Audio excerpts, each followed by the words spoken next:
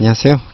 오늘 나눠드린 자료 확인 한번 하면은요, 이 세 개거든요. 그래서 OT 자료 하나 하고요, 강의 계획서하고, 그 다음에 숙제. 자, OT 자료부터 한번 저희가 볼게요. 사실 이제 올해 여러분들의 행정시험 보신 분도 있고 안 보신 분도 있는데, 올해 시험 출제 기조가 많이 변했거든요. 그래서 연기부터 아무튼 변화된 출제 기조에 부합하도록 좀 약간의 변경이 있을 거예요. 그래서 그 부분에 대한 설명을 처음에 드리고 그 다음에 수업을 시작하도록 할게요. 거기 첫 번째 목차에 보시면은 기존의 출제 경향, 그 다음에 이제 올해 출제 경향 이렇게 비교해 놨잖아요. 왼쪽에 첫 번째를 보면은 노무사 시험이 이제 다른 시험에 비해서는요, 제가 볼 때는 아무튼 제시문이 좀 심플했어요. 그쵸? 그래서 사실관계를 이렇게 문해하는 데 있어서 큰 어려움이 없는 시험이었어요. 상대적으로는 다른 시험에 비해서.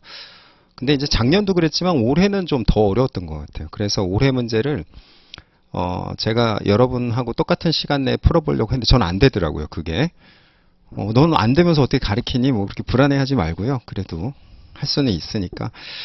왜냐면 여러분처럼 이렇게 현역이 아니고 막 이렇게 체력도 약하고 그러기 때문에 그런 거니까. 근데 이제 올해는 제시문에 대한 사실관계가 굉장히 복잡했어요. 그래갖고 정교한 문해력 평가가 굉장히 중요하다. 그래서 이 부분은 우리가 어떻게 탈피해야 되냐면, 사실은 이렇게 막 사례집 달달 외워가지고 그 사례 딱 그러면 그대로 때려박기 뭐 이렇게 해서는 안 되고, 우리가 사례집에 대한 어떤 선입견을 전혀 배제한 상태에서 내가 갖고 있는 쟁점에 대한 인지력으로 그대로 투영하는, 그게 중요하거든요. 그러니까 제시문에 주어진 복잡한 사실관계에 대해서 우리가 스스로 문해력을 높이는 데 방점을 둘 필요성이 있고요. 이를 위해서는 사실 이제 사례를 좀 많이 스스로 풀어보는 것도 중요하고, 그 다음에 이제 강사가 사례 문제들을 좀 창작해서 여러분한테 좀 처음 접하는 사례를 많이 제공하는 것도 좀 의미가 있을 것 같아요. 자, 그 다음에 두 번째는 작년까지만 하더라도 사실 참조법령이 없었어요. 참조법령. 근데 이제 올해 시험부터는 참조법령도 여러분의 어떠한 능력 평가에 레퍼런스가 됐어요. 그래서 이거는 행시하고 변시에서는 좀 약간 중요했었는데, 그래서 행정쟁송에 대한 법령, 그 다음에 참조법령에 대해서 내가 어떻게 이해하고 그 다음에 문해할 수 있는가, 이 부분도 이제 중요한데요. 그래서 가급적이면 올해 사례집에도 아무튼 법령을, 참조법령을 좀 많이 넣으려고 했고, 그 다음에 실제 모의고사에서도 여러분이 좀 그렇게 변화된 기조에 맞춰서 할 수 있도록 할 거고요. 그럼 이제 참조법령을 어떻게 볼 수 있어야 되느냐, 이 부분이 이제 중요한데, 그래서 오늘 여러분들 OT 시간에 우리가 행정법과 관련된 법령 체계, 이 부분도 같이 한번 살펴볼 거예요. 세 번째는 판례가 이제 예전에는 하나 판례 딱, 그 다음에 그 쟁점 딱 이렇게 됐는데, 이제 올해는 예를 들어서 뭐 제소기간, 일반 처분에 대한 제소기간, 그 다음에 일반 처분, 제소기간과 처분성 관련된 판례를 약간 융합해서 냈거든요. 그 다음에 이제 관할과 관련된 부분과 처분과 관련된 부분도 융합해서 냈단 말이에요. 그러니까 이제 하나의 판례만 해서 하는 게 아니라 내가 그 판례에 대해서 올바르게 이해하고, 그 다음에 그 요건 사실을 암기하고, 그 다음에 A, B 판례를 이제 연계해서 풀어내는 능력도 좀 평가의 대상이 됐어요.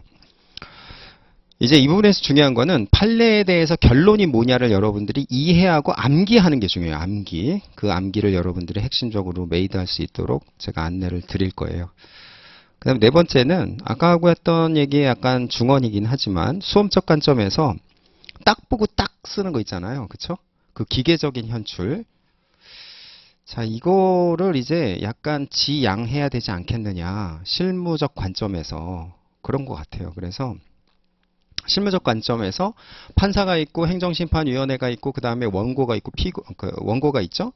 그럼 각각 얘네들한테 그 소송 단계에서, 쟁송 단계에서 쓸 수 있는 카드가 뭐냐, 이걸 보는 게 되게 중요해요. 그래서 그 부분에 대해서는 이제 쟁송법 뭐 기존에도 해왔지만 기승전결의 관점에서 어떤 소송적 구제 방법, 방안 뭐 이런 부분으로 여러분들이랑 같이 해볼 거예요.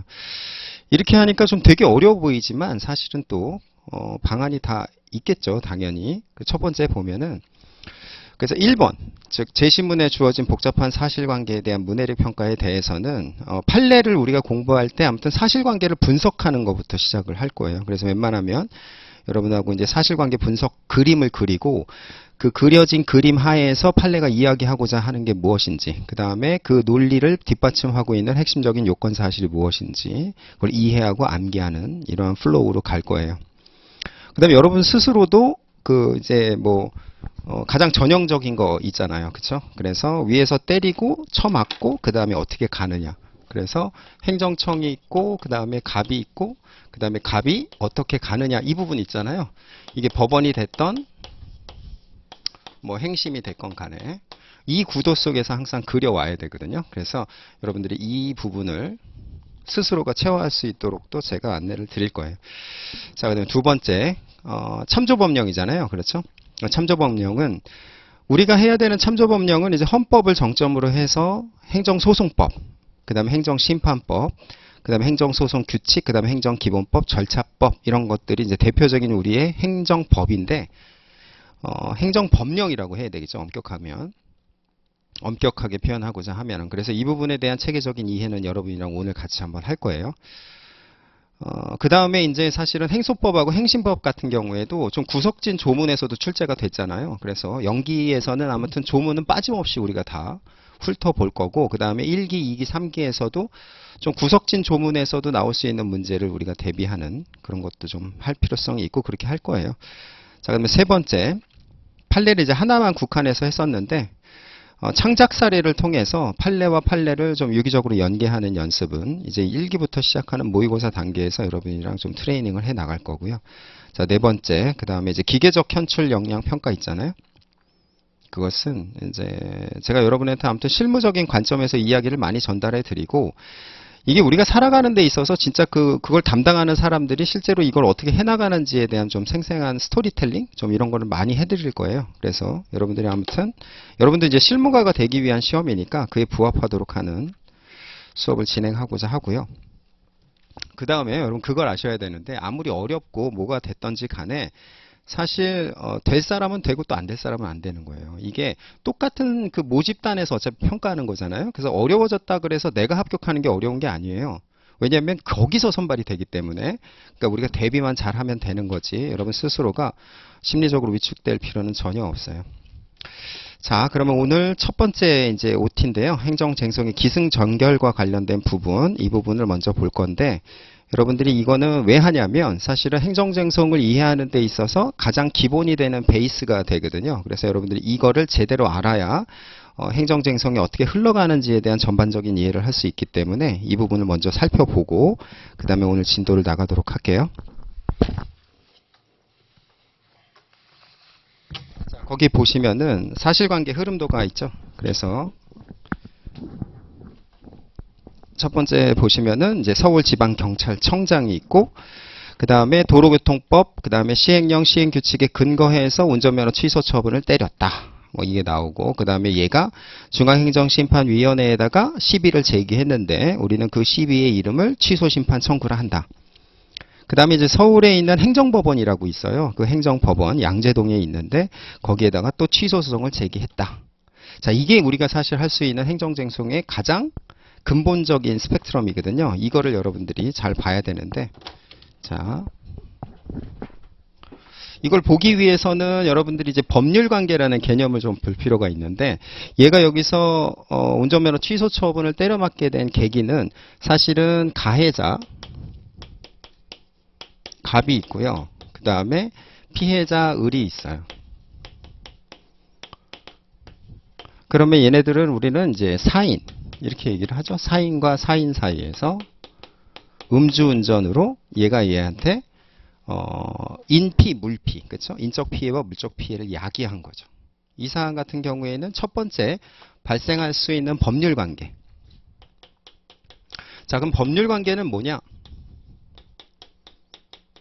우리가 법률 관계의 반대말이 사실관계예요. 그래서 법률관계라는 건 권리하고 의무가 생기는 관계를 법률관계라고 해요. 그럼 예를 들어서 여러분이 오늘 제 수업을 듣기 위해서 여기서 결제를 했잖아요. 이건 법률관계예요, 사실관계예요? 법률관계지. 왜냐하면 결제를 했기 때문에 수업을 들을 수 있는 권리가 있고 저는 여러분한테 수업을 제공해야 될 의무가 있는 거잖아요. 그렇죠? 그러니까 권리와 의무가 창설되는 관계를 우리는 법률관계라고 하는 거예요. 근데 예를 들어서 여기에 수업을 결제를 하지 않고도 뭐 그냥 이렇게 살짝 책 강의 어떤가 하고 들어볼 수도 있죠. 그렇죠? 그렇게 되면 어떻게 돼요? 여기에서 제공하는 자료를 받을 권리가 있어요, 없어요? 없죠. 그냥 듣고 내가 뭐 별로네 뭐 이렇게 느끼는 부분만 남아 있다. 그래서 이건 사실적 그냥 결론만이 남는 거, 이거 사실관계라고 하고, 권리와 의무가 형성되는 관계를 우리는 법률관계다 이렇게 표현을 하는 거예요. 알겠죠? 그럼 이 법률관계가 첫 번째로 창설될 수 있는 이 케이스에서는 민사적인 법률관계가 있어요. 민사법률관계. 그래서 가해자 갑이 을한테 손해배상 청구를 하는 거예요. 손배청구. 손해배상 청구를 한다. 그럼 이거는 민사의 법률관계니까 관할도 어디로 가야 돼요? 민사법원으로 가야 돼요. 민사법원. 그럼 민사법원은 어디 있어요? 서울에? 서울의 서초동에 보면 뭐 동서남북 다 있지만 서초동에 중앙지방법원이라고 있단 말이에요. 이 중앙지방법원에 보면은 여기가 이제 민사부. 건물이 크죠? 여기가 1심도 있고 2심도 있기 때문에 큰데 이 같은 건물 안에 민사부도 있고 형사부도 있어요. 중앙지방법원에. 여기 행정부는 있어요? 없어요? 여기 행정부는 없어요. 그래서 예를 들어서 여러분 택시를 탔는데 행정법원으로 가주세요 했는데 택시기사가 그 행정법원 양재동으로 딱 간다. 그분은 법을 좀 아는 사람인 거예요. 그렇죠? 여기에만 형사부하고 민사부가 있는데 이거는 민사적인 법률관계죠. 손해배상이라는 권리, 그렇죠? 손해배상이라는 의무가 발생하는 법률관계인데 민사적인 법률관계. 어디로 간다? 민사법원으로 간다. 민사는 내가 왜 알아야 돼? 이것도 나중에 다 연계가 돼요, 여러분. 그러니까 이 정도만 알면 되죠. 자, 그 다음에 두 번째는 어떤 법률관계가 또 나올 수 있어요? 어려워요? 형사. 형사적인 법률관계가 있죠.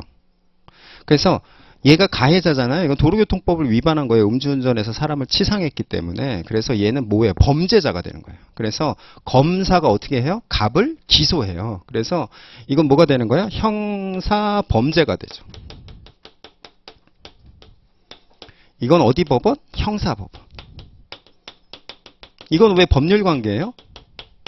검사가 기소를 하고 그 다음에 얘는 그 공소를 때려 맞는 거죠. 그래서 권리와 의무가 형사적으로 형성되는 거예요. 형사적인 법률관계. 근데 여러분들 우리가 뉴스라든가 일상생활에서 접해보는 법률관계는 대부분 어떤 거예요? 예를 들어서 요번에 최근에 어떤 유명한 트로트 가수인가? 그 사람이 뭐 이렇게 했잖아요. 그러면 여러분 뭐에 관심이 있어요? 구속됐나? 뭐 이 얘기부터 먼저 하죠. 그렇죠? 손해배상은 별로 관심이 없고 이거에 관심이 많죠. 그러면 걔 음주운전으로 인해서 면허가 취소되니까 취소소송을 제기하나 이렇게 궁금해하는 사람은 아무도 없단 말이에요. 그러니까 민사하고 형사는 우리가 좀 익숙해요. 우리의 삶에서. 근데 행정은 익숙치가 않아. 그렇게 많지가 않기 때문에. 그래서 행정법이 좀 어렵죠. 와닿지가 않으니까. 그래서 민사, 형사의 법률관계가 있는데 그 다음에 이제 세 번째로 나올 수 있는 법률관계는 이미 여러분한테 말씀드린 것처럼 행정법률관계가 있어요.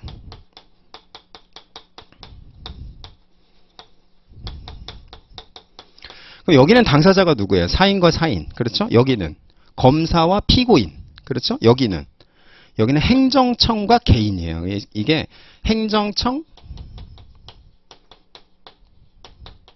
이걸 때려 맞는 사인 사이의 법률관계예요. 이걸 행정적 법률관계라고 그러는데 이건 당연히 어디로 가야 될까요? 이거는 행정법원으로 가야 돼요. 그러면 행정법원은 서울에는 어디 있나? 서울에는 양재동에 있어요. 양재동. 그래서 양재동하고 서초동은 멀어요? 가까워요? 그렇게 멀진 않죠. 근데 막히죠. 그렇죠? 그렇기 때문에 나중에 관련 청구 병합에서도 배울 거란 말이에요. 그래서 여러분들 좀 알고 있어야 돼요. 양재동, 서초동. 다른 지방법원에서는 뭐 관할 때 우리가 배우겠지만 지방법원 본원에만 행정부가 있어요. 왜냐하면 행정법률관계는 얘네들하고는 레벨이 달라요. 왜 레벨이 달라요? 얘는 빨간색 위에 흰색이잖아요. 그렇죠? 재미없죠? 왜 레벨이 다르느냐? 여기서 보면은 사인과 사인 사이의 법률관계이기 때문에 이건 그냥 조정으로 끝날 가능성이 훨씬 많아요. 왜냐면은 애들끼리 만족만 하면 되니까. 그 다음에 얘는 사실은 얘가 응당하게 적법한 절차에 따라서 입증만 잘 되면 되는 거예요. 그래서 적법 절차 원칙이라 그래서 얘의 인권을 보호하고 그다음에 실체적인 진실을 발견하고 뭐 이런 게 이제 중요한 가치가 되는데 여기는 가치가 굉장히 복잡해요. 그다음에 좀 무겁단 말이에요. 왜 무거운지에 대해서 우리가 좀 볼 거다라는 거예요. 그럼 여러분 여기에서 서울지방경찰청장이 갑한테 운전면허 취소를 때린 이거 있죠? 이게 뭐다? 행정법률 관계에 대해서 우리가 갑이 어떻게 권리구제를 받을 수가 있는지에 대한 개략적인 그림이 된다라는 거죠. 그래서 가보면 서울지방경찰청장이라는 애가 여러분이 음주운전을 하면은요, 얘가 면허를 취소한단 말이에요. 면허 취소. 면허를 취소하더라. 그러면은 왜 얘가 면허를 취소하느냐? 얘는 도대체 누구냐? 이걸 알 필요가 있죠. 여러분들이 이제 운전면허증을 꺼내보면은 서울에 사시는 분은 서울지방경찰청장으로부터 운전면허를 받았어요. 여러분 운전면허증에 보면은 서울지방경찰청장이 여러분한테 운전을 할 수 있는 권한을 부여하는 거, 자유를 회복시킨 게 날인이 돼 있어요. 서울지방경찰청장. 자, 그러면 서울지방경찰청장이 준 거예요? 아니면 서울지방경찰청장이라는 이 직위를 구성하고 있는 개인이 준 거예요. 김갑돌이라는 애가 만약에 서울지방경찰청장이다 그러면 거기 운전면허증에 김갑돌이 찍혀 있어요? 아니면 서울지방경찰청장이라고 찍혀 있어요? 서울지방경찰청장이라고 찍혀 있는 거죠. 우린 얘를 뭐라 그러냐면 행정기관이라 그래요. 행정기관. 왜냐면은 여러분 운전을 하게 하고 그 다음에 운전을 못하게 하고 이를 통해서 달성하는 공익이라는 건 기본적으로 그 공익적인 효과가 귀속되는 대한민국이 주는 게 맞는 것 같아요. 원래는. 그런데 대한민국이라는 그 행정의 주체가 나서서 하는 거는 모양새가 빠지죠. 그렇기 때문에 기관이 있단 말이에요. 우리에게도 팔다리가 있는 것처럼. 근데 행정기관인데 이렇게 대외적으로 권한을 형성해서 표시하는 애들, 그런 애들을 우리는 처분청 이렇게 얘기를 해요. 자, 여기서부터 여러분이 이제 헷갈릴 수가 있는데 지금까지 나는 서울지방경찰청장이라는 거를 사람이라는 인식으로 살아왔단 말이에요. 그렇죠? 근데 이제 행정법의 세계로 오면 얘가 행정기관이 되고 처분청이 된다고 하니까 여기서부터 이제 헷갈리기 시작하는 거예요. 그렇죠? 그래서 이게 인식의 전환이 필요한 거예요. 지금까지는 서울지방경찰청장이라는 인식 자체를 어떤 사람이라는 관점에서 우리가 접근해 왔다면 행정법의 영역에서의 서울지방경찰청장이라는 것은 국가를 위해서 도로교통의 안전이라는 그러한 행정 업무를 수행하는 기관으로서 대외적인 표시를 하기 때문에 처분청이다. 대외적인 표시는 왜 한다? 여러분한테 면허를 줬기 때문이다. 알겠죠? 그런 애들을 우리는 처분청이라 한다. 그럼 아까 우리가 얘기했던 것처럼 행정법 관계라는 것은 누구하고 누구의 관계예요? 이 행정청과 사인. 그렇죠? 행정청이 저렇게 때렸을 때 행정청과 사인 사이에 그러한 발생하는 법률 관계에 대해서 어떻게 해야 되느냐 이 부분이란 말이죠. 자, 그러면 요거는 뭐냐? 요거를 볼 필요가 있는데 우선 이제 면허라는 거 있잖아요. 면허. 이 면허는 사실은 사실적 개념이에요. 사실적 용어. 근데 이거는 행정법상의 강학상 용어라는 게 있어요. 강학상 용어. 강학상 용어라는 건 학자들이 강조하는 용어라는 얘기예요. 그래서 행정법이라는 학문에서 공식적으로 부르는 이름. 그거는 뭐가 되냐면 이건 허가라고 불러요. 허가. 허가. 이렇게 불러요. 그럼 허가는 뭐냐? 자, 여러분들이 이제 여기에서 하는 얘기는 지금 법원이 나와요, 안 나와요? 법원이 안 나오죠? 그러니까 법원이 안 나오고 얘하고 얘 사이에서의 권리관계 속에서 이렇게 이야기되는 것들 있잖아요. 이걸 뭐라 그러냐면 이걸 실체법이라고 그래요. 실체법. 근데 만약에 이게 이제 쟁송의 대상이 되었고 법원으로 넘어가거나 심판으로 넘어가서 쟁송이 시작된다. 그러면 뭐가 되는 거예요? 그건 소송법적. 그렇죠? 그래서 이렇게 하면 소송법이다. 그래서 이제 실체법적 용어라는 게 있고 소송법적 용어라는 게 있는 거예요. 그럼 소송법적 용어라는 건 직관적으로 얘기하면 어떻게 얘기하는 거예요? 법원, 그 다음에 행정심판위원회로 건너갔을 때 쓰여지는 용어. 알겠죠? 그럼 이 허가는 일로 건너가면 뭐가 되냐면 나중에 이제 처분이다 이렇게 표현을 해요. 좀 어렵죠? 처음부터. 자, 그래서 허가라는 건 뭐냐? 허가라는 걸 우리는 실체법적으로 이제 행정행위 이렇게 얘기를 해요. 행정행위는 그럼 뭐예요? 여러분 볼 때. 아, 행정청이 하는 법률 행위를 얘기하는구나 라는 거죠. 행정청이 우월적 지위에서 하는 법률 행위를 우리 행정행위라 하는데 그 중에 하나가 허가예요. 허가. 그래서 허가는 뭐냐? 우리가 원고 적격 내일 이제 배우겠지만 기본적으로 우리는 자유의 영역이라는 거예요. 자유. 자유권이라는 건 천부적인 기본권이죠. 인간이라면 누구나 향유해야 될 본래적인 기본권, 천부적 인권이라는 영역이 있단 말이에요. 그럼 예를 들어서 내가 뭐 여러분들 과거에 이가 이제 발치해야 될 때 이렇게 실로 뽑아본 경험이 있는 분 있어요? 실로 이를 이렇게 뽑아본 경험? 아무도 없어요? 되게 고급스럽게 잘하셨나 봐요. 이제 실로 이렇게 뽑는단 말이죠. 그러면 이제 엄마나 아빠가 이렇게 뽑아준단 말이에요. 그러면 그거 흔하죠. 예전에 있었단 말이에요. 근데 그거를 법리적 관점에서 보면 그건 뭐가 되는 거예요? 그건 의료법 위반이 되죠. 그래서 엄마 아빠를 의료법으로 고소할 수도 있는 거예요. 그건 왜 그렇게 될까요?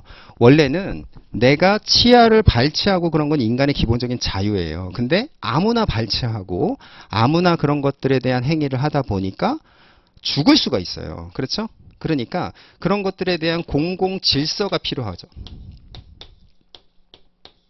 누구나 치료를 할 수는 있지만 공공 질서라는 그러한 공익적 가치를 위해서 우선 못하게 하는 거예요. 못하게 한 상태에서 어떻게 하는 거예요? 요건을 충족하면 그 못하게 했던 거 있죠? 이 부작위. 이걸 못하게 하는 걸 부작위라고 하는데 요걸 이렇게 해제해 주는 거. 이걸 허가예요. 허가라고 표현을 하는 거예요. 그러니까 여러분들이 이동의 자유라는 건 천부적인 기본권이죠. 그렇죠?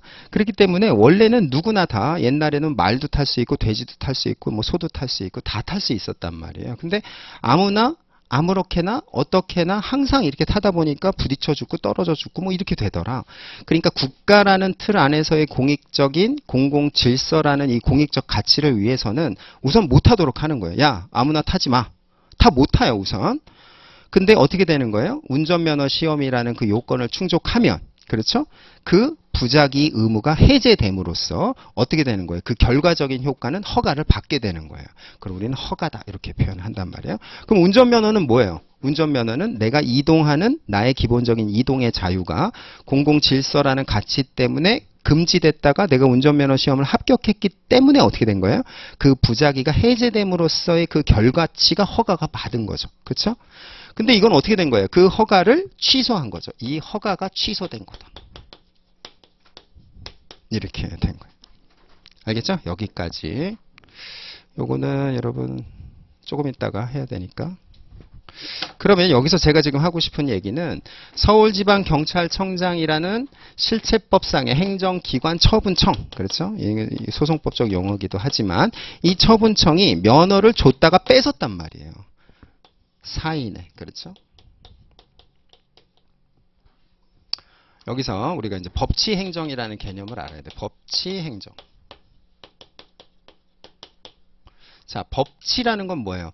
그러니까 행정이라는 이 작용 자체가 법이 지배하는 행정이 이루어져야 된다는 얘기겠죠. 여러분 이제 법학이라는 건 기본적으로는 이 두 문자 자체가 두 문자예요. 그래서 이거를 풀어서 해석하는 능력이 굉장히 중요한데 법으로 지배하는 행정이 돼야 된다는 거. 그러면 과거의 반대말은 뭘까요? 인치 행정이겠죠. 인치. 지 맘대로 했던 행정. 그렇죠? 예를 들어서 옛날에 조선시대 때 말을 타는 그 사람이 있는데 딱 보니까 말을 타는 자세가 불량해. 그래서 거기에 있는 사또가 야, 너 말 타지 마. 죽어? 뭐 이렇게 하면은 걔는 말을 못 하게 되는 거예요. 지금 얘기하면 면허가 취소된 거예요. 말 면허가. 근데 말 면허가 취소됐는데 그 취소되는 걸 이렇게 하는 이 작용이 뭐에 근거해서 이루어졌어요? 그냥 사또의 마음으로 됐단 말이에요. 그렇게 되니까 내가 언제 말을 탈 수 있는지 말을 못하게 되는지 전혀 예상하지 못하는 불안정한 삶이 이제 전개가 되죠. 그래서 그래서는 안 되겠다. 이런 것들이 사람의 마음에 따라서 그때그때 되면은 예측 가능성이 없는 삶이니까 내가 신뢰가 담보되지 않잖아. 불안정하니까 무언가 정해놓고 정해진 것에 대한 신뢰를 통해서 안정된 삶을 형성해야겠다. 이렇게 해서 발달하게 된 게 법치 행정이란 말이에요. 그러면 얘는 이제 얘한테 면허 취소를 할 때는 마음대로 못하고 반드시 뭐에 따라서 해야 돼요? 반드시 법에 따라서 해야 된단 말이에요. 법. 그렇죠? 그럼 이 법이 뭘까요? 이 법이 행정법이에요. 이게 행정법. 여기서 뭘 알 수 있냐면 행정법률관계의 주체인 행정기관인 행정청과 사인에서의 이 법률관계는 반드시 뭐에 근거해서 행정법에 근거해서 이루어지더라. 그럼 권리 의무가 형성된다라는 것도 결국에는 행정법에 다 나와 있겠죠. 그렇죠? 그걸 여러분들이 이해할 수가 있어요. 이게 법치 행정의 원리예요. 자, 그러면 우리가 법치 행정의 원리를 잘 봐야 되는데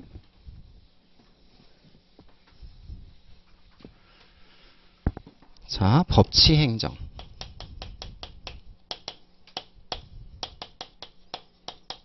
자, 행정기본법. 여러분 행정기본법 한번 들어가 볼까요? 거기 8조 한번 보세요. 8조.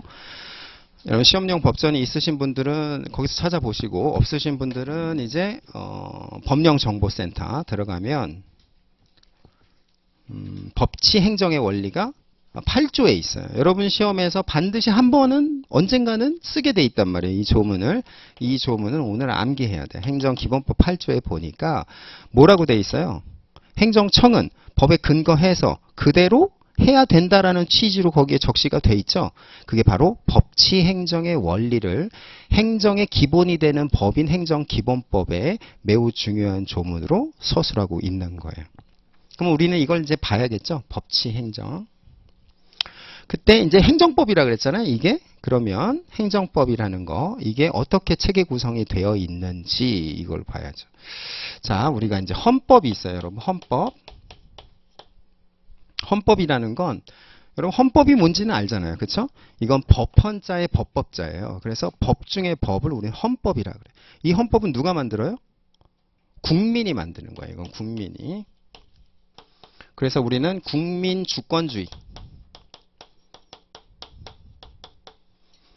국가의 최고 권력인 이 주권은 누구에게 있다? 국민에게 있는 거예요. 그렇기 때문에 국민이 헌법을 제정하죠.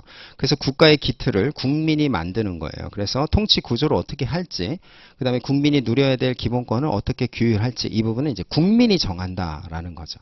그러면 국민이 정하는데 국민이 그러면 맨날 모여갖고 법 만들어야 되잖아요. 그렇죠? 그건 힘드니까 이 국민이 이거를 누구한테 위임을 줘요. 위임. 그 위임이라는 개념도 알아요. 위임은 어떻게 되는 거예요? 권한이 넘어가는 걸 위임이라 그래요. 그래서 이렇게 이전하게 되는 거예요. 주권이 이전해요. 그럼 주권이 없는 건가 나한텐? 주권은 있는데 그 주권이 위임된 걸 이걸 통치권이라고 얘기를 하고 그 통치권이 이제 국회로 넘어가면 국회에서 갖고 있는 걸 이걸 입법권이라 그래요. 그래서 여의도에 있는 국회에서 법을 정립하는 권한을 국민으로부터 부여받게 되는 거예요. 입법권. 그러면 정립하는 거죠. 법을 정립하는 권한이 국회에 있다. 그래서 국회에서 만드는 저기에서의 법이 뭘까요? 이게 도로교통법이에요. 도로교통법. 국회에서 만드는 건 그냥 법 이렇게 해서 끝난단 말이에요. 이게 국회에서 만든다. 자, 그러면 이제 행정부. 행정부는 이 법을 집행하는 권한을 갖고 있어요. 이걸 집행권. 그러면 저기 뭐야? 그 서울지방경찰청장이라는 애도 행정부 안에서의 행정기관으로서 집행한 거예요. 뭘 집행했어요? 도로교통법을 집행한 게 되겠죠. 알겠죠? 이걸 집행권이라고 얘기를 하는 거예요. 그래서 이제 이 통치권을 갖고 이제 국회 행정부가 이렇게 하는 거고요. 그 다음에 얘네들은 민주적 정당성을 부여받았죠. 왜냐하면 여러분이 뽑고 여러분이 뽑았기 때문에. 근데 사법부는 그렇진 않아요. 사법부는 얘한테 간접적으로 받았죠. 그래서 이거는 판단작용이에요. 법의 판단작용, 사법권. 아직 얘는 안 나타났어요. 우리 저기에는. 그렇죠. 그래서 법을 판단하는 작용.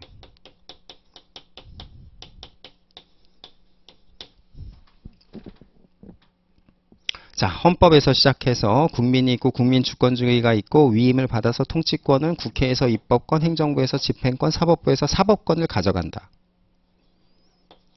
그래서 얘네들이 판단한다.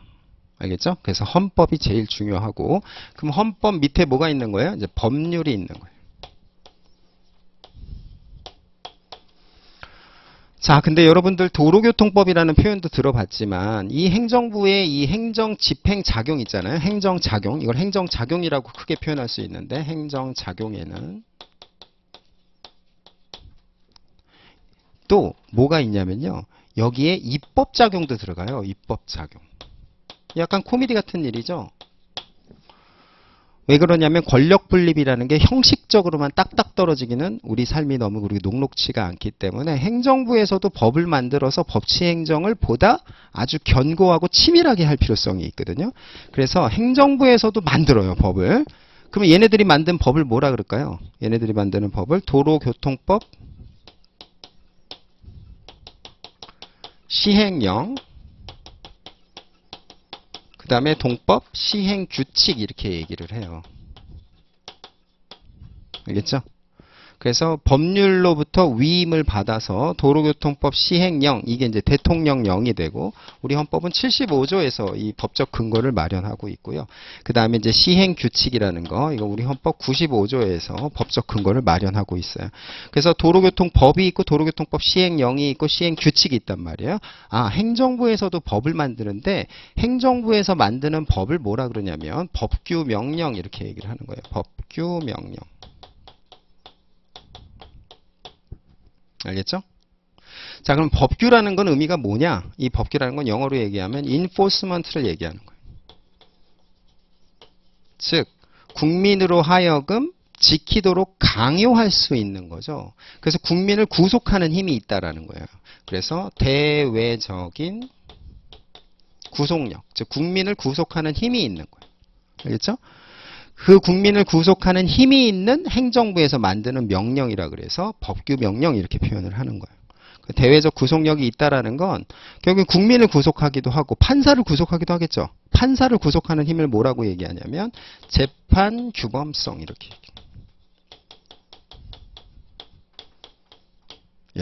얘기할 수 있어요.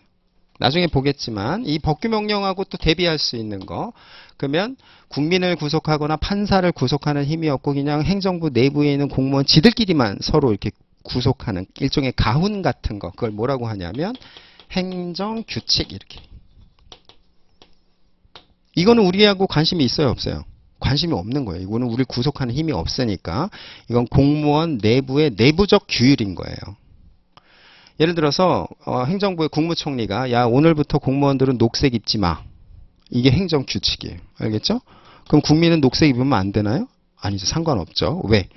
대외적 구속력이 없는 명령이기 때문에 행정규칙이다라는 거예요. 그러면 우리의 참조법령에서는 행정규칙이 들어가요? 안 들어가요? 안 들어가지. 행정작용이라는 게 국민에게 대외적인 구속력을 형성하기 위해서는 이 틀 안에서 움직여야 되는 거예요. 행정규칙이 아니라. 그래서 이게 체계적인 지위가 이렇게 가는 거예요. 그래서 여러분 문제에서 제시문이 이렇게 있고 그 다음에 참조법령이 이렇게 있고 참조법령 안에 들어갈 수 있는 건 헌법, 법률, 법규명령이 들어갈 수가 있는 거예요. 이걸 볼 줄 알아야겠죠. 그렇죠? 그래서 우리가 계속 사례 문제를 풀 때마다 요거를 여러분들이랑 같이 볼 거고, 그 다음에 법치행정이라는 건 뭐다? 법에 근거해서만 국민의 어떠한 권리 의무의 변동을 야기할 수 있는 저러한 작용을 할 수가 있지 지 맘대로는 할 수 없다라는 거예요. 그러면 이거를 여러분들이 어떻게 해석해야 되냐면, 자, 우리의 삶의 공간이라는 게 이렇게 있다라고 생각해 보세요. 삶의 공간이라는 게. 그럼 이 삶의 공간에는 뭐가 다 지금 스며들고 있는 거예요. 침투하고 있거나. 이 행정법령이 침투하고 있는. 이렇게 법이 스며들어서 법이 이렇게 채우지 않는 공간은 없는 거예요. 굉장히 또라이 같은 얘기죠. 그러니까 여기에 있는 우리의 이 공간에도 뭐가 있는 거예요? 행정법령이 지배하는 공간이 되는 거죠. 예를 들어서 이 행정법령이 지배하고 있기 때문에 제가 여기서 수업을 하고 있고 여러분이 수업을 받고 있는데 행정청이 아무런 권한 없이 뭐 여기에 들어오거나 아니면 수업을 못하게 하거나 할 수가 없는 거예요. 법에 근거가 있어야 되는 거죠. 알겠죠? 예를 들어서 제가 뭐 그 수업료 학원 자체에서 뭐 수업료를 개시하게끔 돼 있거든요. 근데 그 개시하는 어떠한 법규 명령을 위반했단 말이에요. 그렇게 되면은 제재가 때려질 수가 있겠지만 아무런 그런 거 없이 우리의 이 교실이라는 공간에 행정 작용이 근거 없이 될 수는 없단 말이에요. 즉 법에 의해서만 행정이 이루어질 수 있도록, 즉 국민의 어떤 삶이라는 어떤 추상적인 공간에 법이 스며들지 않는 공간은 없다. 즉 모든 것이 법에 의해서 스며들고 법에 의해서 지배되는 세상, 그 아름다운 세상을 우리는 법치행정 원칙 이렇게 표현을 하고, 행정기본법 8조에 박혀 있고, 그때의 법이라는 거는 우리가 관념적으로 살펴보면 헌법을 정점으로 해서 법률, 법규명령 이렇게 되더라라는 거예요. 자, 올해 여러분들 그 시험을 보신 분 중에 몇 문이지? 1번, 2번, 3번, 4번 마지막 문제 있잖아요. 마지막 문제 보면 고시처분 문제가 나왔고, 그 다음에 뭐 효력 발생일이 약간 쟁점이 됐었어요. 효력 발생. 보신 분들은 아시겠지만, 근데 거기 효력 발생일에서 여러분 문구를 이제 뭐 기억하기 싫고 얘기 들으면 경기가 일어나죠. 그렇지만 우리가 복기해 보면 이런 표현이 있어요. 언제 시행하였다라는 표현이 있어요. 언제 시행하였다. 그럼 효력 발생일이 기재가 된 걸까요? 안 된 걸까요? 언제 시행하는지도 국민이 그 부분에 대해서 합리적인 신뢰를 갖고 그게 보호될 수 있도록 하기 위해서는 법에 의해서 그게 다 깔려 있어야 되는 거예요. 그렇죠?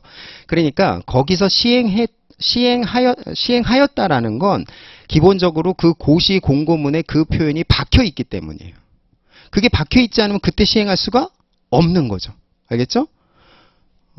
그거 여러분 좀 이해하기가 어렵겠지만, 그것도 법치행정의 원리를 올바르게 이해했던 분들은 그 부분에 있어서도 헷갈리지 않고 이렇게 딱 들어갈 수가 있는데, 이 인식이 잘 박혀 있어야 된단 말이에요. 행정청이 예를 들어서 일반 처분을 하는데 그 일반 처분의 시행 시기 자체가 만약에 고시의 처분의 근거 법령인 그 처분적 고시 안에서 제대로 박혀 있지 않다면 그 시행 시기 자체는 어떻게 되는 거예요? 법이 스며들지 않는 거니까 그건 법치행정이 맞지가 않는 거죠. 그래서 법치행정의 원칙에 따라서 그건 효력 발생일이라고 반드시 봐야 되는 거예요. 효력 발생일이 그때로 박혀 있었기 때문에 그때 시행할 수 있었던 것이다 라는 거죠. 만약에 이게 이해가 안 되면 오늘 한번 그 문제를 한번 보시면은 법치행정의 원칙이라는 게 그렇게도 적용될 수 있다라는 걸 여러분이 볼 수가 있어요. 자, 다시 돌아와서요. 법치행정에서 우리가 법의 체계적인 지위 배웠고, 그 다음에 헌법을 정점으로 여의도에서 제정하는 법률이 있고, 그 다음에 행정부에서 행정작용을 하지만 얘네들이 다 못하죠. 사실은 능력도 안 되고 여건도 안 된단 말이에요. 그래서 보다 전문성이 있는 행정부에서 행정작용 속에서 또 실질적인 권력분립이라고 해서 얘네들이 입법작용을 하기도 하는데, 그게 도로교통법 시행령이 되는 거고 도로교통법 시행규칙이다 이렇게 표현이 된다라는 거죠. 여기서 중요한 건 뭐냐? 우리는 도로교통법 위반, 도로교통법 시행령 위반, 시행규칙 위반하면 어떻게 되는 거예요? 제재를 때려 맞는 거예요. 그렇죠? 이것도 우리를 구속하는 힘이 있다라는 거죠. 자, 이렇게 하고요. 그 다음에 법치행정. 그래서 다시 여러분 그 페이퍼로 오시면 거기 왼쪽에 보니까 어떻게 돼 있어요? 서울지방경찰청장이 얘한테 줬던 허가라는 운전면허를 취소했단 말이에요. 뭐에 근거해서? 지 맘대로? 아니죠. 도로교통법, 그 다음에 도로교통법 시행령, 그 다음에 도로교통법 시행규칙 바이 이렇게 돼 있죠. 거기다가 여러분들은 그 바이를 지배하고 있는 법조문을 한번 써볼까요? 뭐라고 쓸 수 있어요? 거기다가 행정기본법 8조라고 쓸 수 있고, 그리고 우리는 법치행정 이렇게 표현할 수 있겠죠. 거기다 한번 써볼까요? 여러분 행정기본법 8조.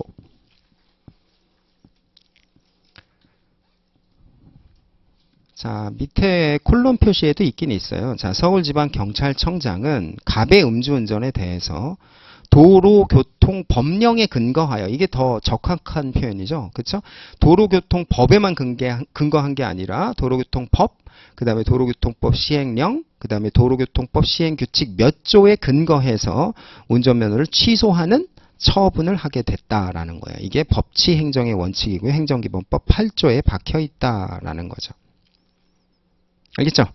자, 그러면 여기서 이제 뭘 알아야 되냐면, 옛날에는 지 맘대로 했으니까 얘는 법을 잘 몰라도 됐어요. 그렇죠? 지금 이제 법대로 해야 되니까 얘는 뭘 알아야 될까요? 행정법을 잘 알아야 된다라는 거예요. 그 부분을 이제 볼게요.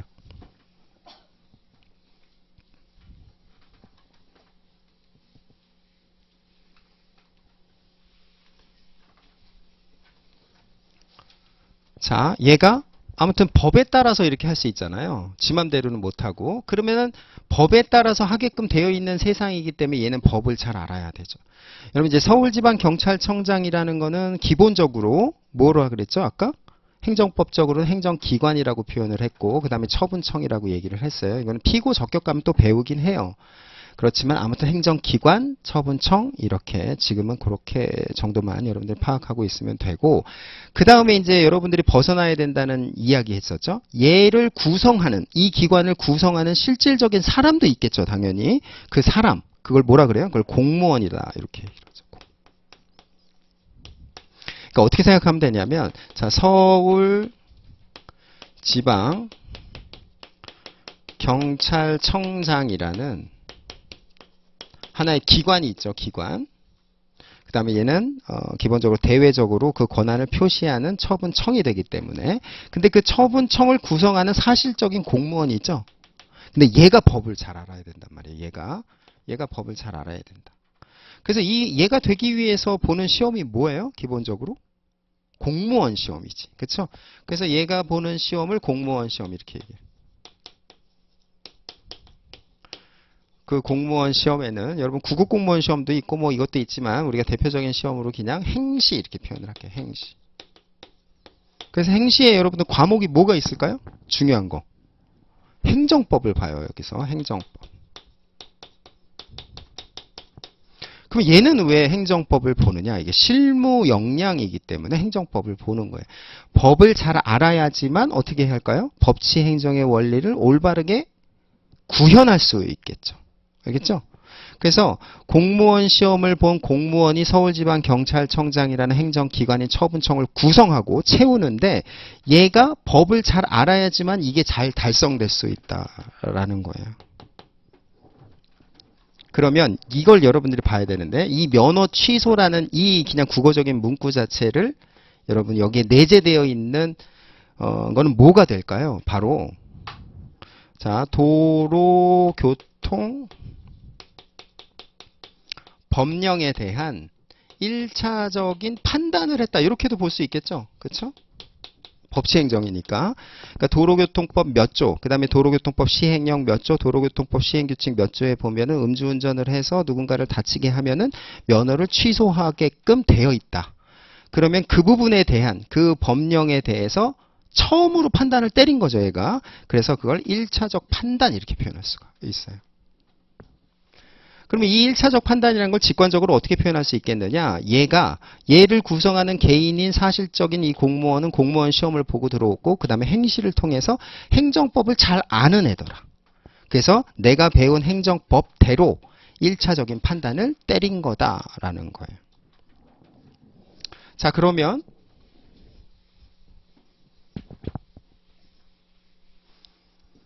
이제 이 값이요.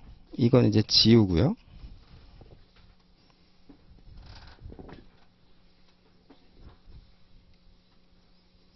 이 부분은 이제 행정법령에 대한 1차 판단.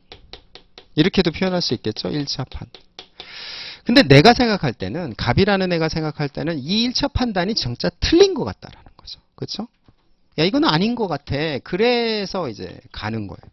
시비를 걸러 가는 거죠. 시비를 걸러 가는 애 중에서 첫 번째 나오는 애가 행정심판위원회라는 데가 있다라는 거예요. 행정심판위원회. 자, 서울지방경찰청장 서울에 있고요. 이 행정심판위원회는 중앙행정심판위원회가 될 거예요. 중앙행정심판위원회. 이거는 이제 행심에 가서 관할에서 여러분이랑 같이 배우겠지만 이건 어디에 있냐면요. 이건 세종시에 있어요. 자, 여러분들이 딱 그냥 느낌적인 느낌으로 행정심판위원회 하면은 행정부 같아요? 사법부 같아요? 느낌이. 행정부예요. 행정부. 그래서 얘하고 얘는 자, 행정부라는 관념적인 큰 틀에 같이 있는 애예요. 근데 얘가 어떻게 하는 거예요? 한번 이렇게 필터링 해주는 거죠. 다시 한번 들여다보게끔 이렇게 하는 게 있다라는 거예요. 이걸 행정심판위원회라는 거죠. 그래서 이 면허 취소라는 거, 이거 처분이라고 얘기를 하는데 얘가 내린 서울지방경찰청장이 내린 면허 취소 처분, 내가 때려 맞은 거, 그거를 좀 취소해줘라고 해서 취소 심판 청구를 제기할 수 있어요. 이걸 행정심판위원회에 대한 취소심판 청구 이렇게 표현하는 거예요. 여러분 종이 한번 볼까요? 거기 중앙행정심판위원회 세종시에 있고 취소심판 청구 이렇게 돼 있으니까 거기 서울지방경찰청장과 중앙행정심판위원회를 상단에서 묻고 행정부 이렇게 여러분들이 할 수가 있겠죠. 사법부가 아니에요. 행정부.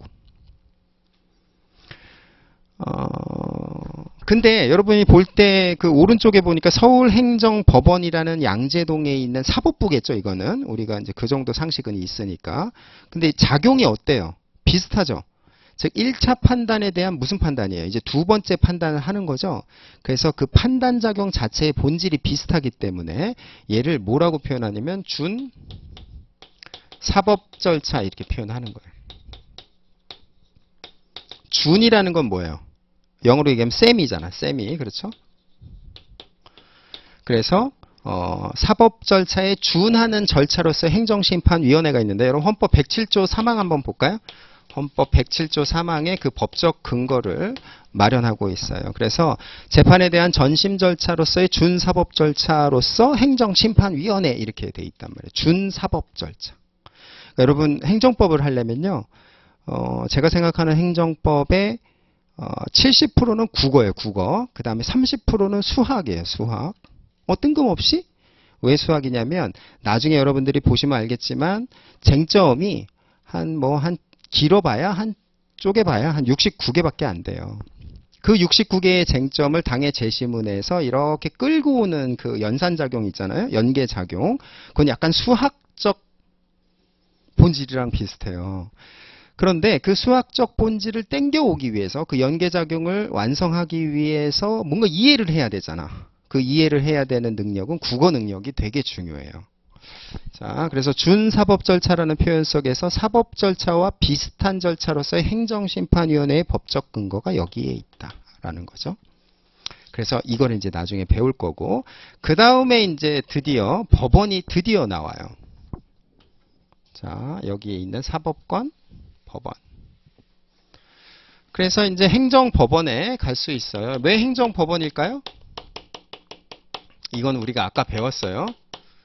이게 행정법률 관계이기 때문에 민사법원, 형사법원이 아니라 행정법원으로 가고 양재동으로 간다라는 거죠. 그래서 이걸 취소소송으로 제기하는 거예요. 취소소송.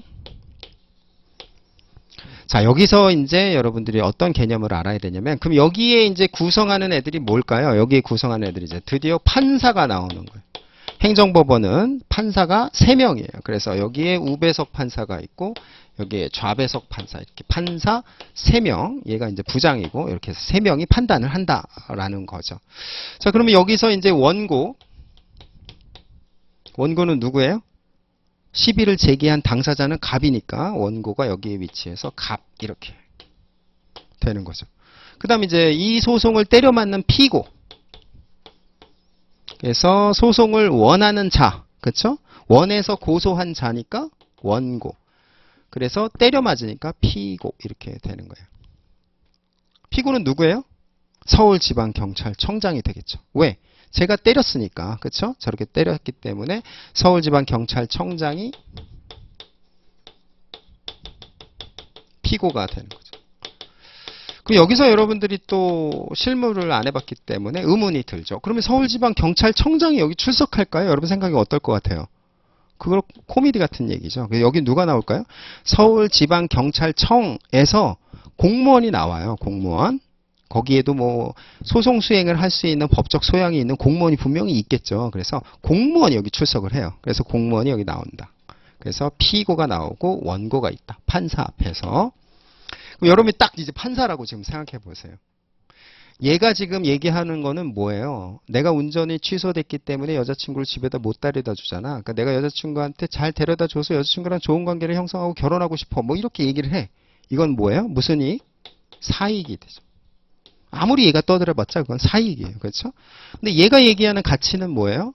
음주운전을 했던 애가 운전을 하고 다니는 세상을 생각해봐. 그건 위험하잖아. 그러니까 우리가 더불어 잘 사는 세상이 돼야지. 그러니까 공익. 그러니까 사익과 공익의 지금 충돌인 거예요. 사익과 공익에 대한 충돌을 판단하는 이 판사 마음이 무거워요, 가벼워요? 가벼우면 또라이지, 그렇죠? 그래서 굉장히 무거운 상태람. 그래서 3명이나 깔아두는 거예요. 그다음에 여러분 행정법원 판사는 기본적으로 원고하고 피고한테 적지고 싶지 않기 때문에 마스크도 굉장히 깊게 써요. 진짜 그래요. 그래서 얼굴도 잘 보여주지도 않고 말도 뭐라고 하는지도 잘 안 들려요. 그래서 아무튼 굉장히 조심스러운 입장에서 여기 서 있다라는 거죠. 얘한테는 왜 조심스러울 것 같아요, 여러분? 국민이니까. 그렇죠? 국민주권주의 세상에서 국민이 주인인데 얘가 주장하는 이 사익이라는 건 권익이라고도 표현할 수가 있겠죠. 그 권익을 주장하고 있는데 결코 가벼이 볼 수가 없어요. 얘가 주장하는 건 이게 막강한 공익이에요. 그 다음에 얘의 짱은 누구예요? 대통령이잖아. 얘의 짱은 대법원장이 누가 더 높아요? 정치적인 얘기인가? 대법원장은 누가 임명해요? 대통령이 임명한단 말이에요. 그건 왜 그래요? 민주적 정당성이 없기 때문에 대법원장은. 그래서 얘의 보스가 민주적 정당성이 크기 때문에 얘를 가벼이 볼 수가 없어요. 또 그 다음에 이거는 그냥 뻔한 얘기고 얘는 기본적으로 어떤 애예요? 얘는 1차 판단권자예요. 얘도 법을 잘 알아. 법 잘 알이지 얘도. 그래서 행정법 나도 너만큼 했어. 이런 생각을 갖고 있단 말이에요. 야, 너 뭐 봤어? 너 변시 봤지? 이렇게 변시. 최근에 이제 변시니까. 야, 변시에서 니네 시험이 뭐야? 공법 니네 공부할 시간 있어? 없지. 나보다 못하지. 뭐 이런 생각을 가질 수도 있어요. 얘네는 행정법이 훨씬 어렵기 때문에. 나는 행정법을 보내고 너는 변시에서의 공법을 보내야 네가 뭘 알아 임마. 이렇게 얘기할 수도 있단 말이에요. 얘가 잘 알기 때문에. 그럼 얘는 이제 무슨 판단을 내리는 거예요? 2차 판단을 내리는 거지. 뭐에 대한 2차 판단? 얘가 내린 그 처분이 행정법에 근거해서 제대로 이루어졌는지에 대해서 2차적으로 판단하는 거예요. 얘가 1차적으로 판단하는 거고. 그러니까 얘는 얘를 어떻게 할까요? 기본적으로 리스펙트 해야 돼. 그렇죠? 개무시하면 안 된단 말이에요. 왜 개무시하면 안 될까요? 얘가 예산과 인사를 쥐고 있어요. 그렇기 때문에 법원에서 판사 1명 늘리려고 그래도 어떻게 해야 될까요? 행안부에서 결제 안 해주면 판사 1명도 늘릴 수가 없고, 그 다음에 기재부에서 그게 이제 예산 사항이니까 판사 1명 늘리는데 예를 들면 한 명당 뭐 한 7, 8천이 들겠죠. 그 예산을 얘네가 편성해주지 않으면 판사도 못 늘려. 그 다음에 이제 법원에 있는 건물도 증축하려면 기재부에서 해줘야 돼. 그러니까 기본적으로 얘한테 적지고 싶질 않단 말이에요. 알겠죠? 그래서 판사는 얘를 리스펙트 해야 돼. 근데 얘한테만 너무 쏠려 있으면 이제 어떻게 되는 거예요? 국민한테도 또 배척당하게 되고, 그러니까 굉장히 무겁단 말이죠. 그래서 시선을 분산시켜야 돼. 이렇게. 자, 원고가 있고 피고가 있는데 얘같이 사익, 얘같이 공익. 근데 얘가 주장하고자 하는 이 공익이라는 부분, 자, 이 공익이라는 부분 자체는 기본적으로 얘가 법의 근거에서 달성하고자 하는 거예요. 1차 판단을 때렸기 때문에. 그래서 2차 판단권자로서 1차 판단권자를 기본적으로 존중하는 베이스 하에서 혹시라도 얘가 잘못한 게 있나, 요 정도만 들여다본단 말이에요. 알겠죠? 자, 여기까지 하고요. 좀 쉬었다가 계속 이어서 할게요.